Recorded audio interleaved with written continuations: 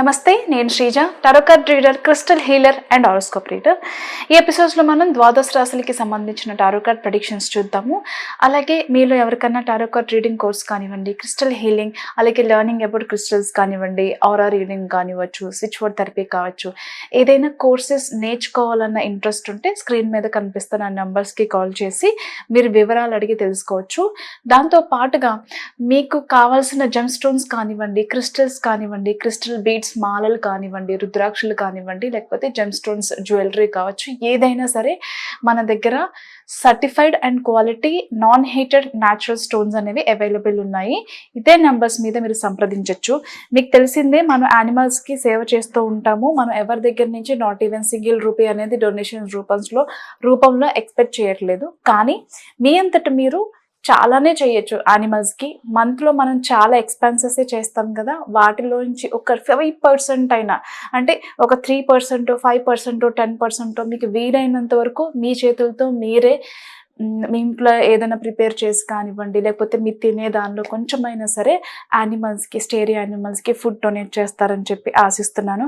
ఇలా ఎవరైతే చేస్తారో వాళ్ళకి నా దగ్గర నుంచి నా సర్వీసెస్లో మంచి డిస్కౌంట్తో పాటు కొన్ని సార్లు ఇలా చేస్తున్నామని చెప్పిన వాళ్ళకి నేనే ఫ్రీగా కొన్ని సర్వీసెస్ అందించడం, కొన్ని ప్రొడక్ట్స్ అందించడం జరుగుతుంది. Thank you so much. అలాగే ఈ ప్రెడిక్షన్స్ వచ్చేసి మనకి నవంబర్ 17వ తారీఖు నుంచి 23వ తారీఖు వరకు కూడా వర్తిస్తాయి. మకర రాశి టారో కార్డ్ ప్రెడిక్షన్ చూద్దాము.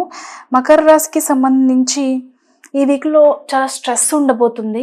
మీరు తీసుకునే డెసిషన్లో కావచ్చు, అది బిజినెస్కి సంబంధించిందైనా, రిలేషన్షిప్కి సంబంధించిందైనా, లేకపోతే మీ జాబ్కి సంబంధించిందైనా, ఏదైనా సరే ఒక స్ట్రెస్ఫుల్ డెసిషన్ తీసుకోవాల్సిన సందర్భం అయితే మీకు ఎదురయ్యే ఛాన్సెస్ ఉన్నాయి. అలాగే కొన్ని సార్లు చాలా డిప్రెషన్కి లోన్ అవుతారు. ఇంతకుముందు చెప్పుకున్నట్టుగా రీజన్ ఏదైనా కానివ్వండి, డిప్రెషన్కి అయితే ఎక్కువ స్ట్రెస్ తీసుకుంటారు, ఎక్కువ డిప్రెషన్ అయ్యే ఛాన్సెస్ కూడా కనిపిస్తున్నాయి.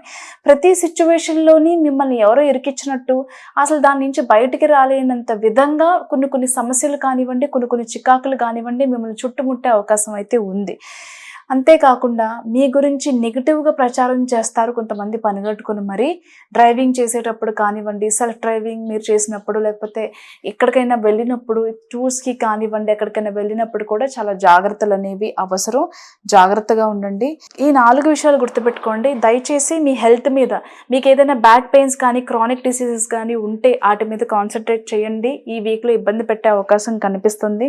డెసిషన్ మేకింగ్లో కూడా చాలా వీక్గా ఉంటారు. ఎవరిని నమ్మాలి, ఎవరిని నమ్మకూడదు, ఏది నిజం, ఏది అబద్ధం అనే తెలుసుకునే ప్రయత్నం చేసే లోపే మీకు కొంత డ్యామేజ్ జరిగే అవకాశం కూడా కనిపిస్తుంది.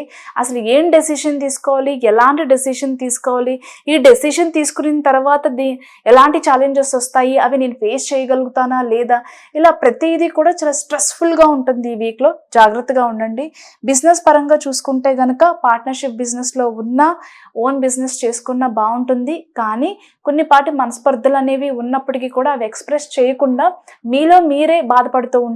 అది దయచేసి ఎప్పటికైనా చెప్పాల్సిందే కాబట్టి టైం తీసుకుని మంచి సందర్భం చూసుకుని చెప్పండి.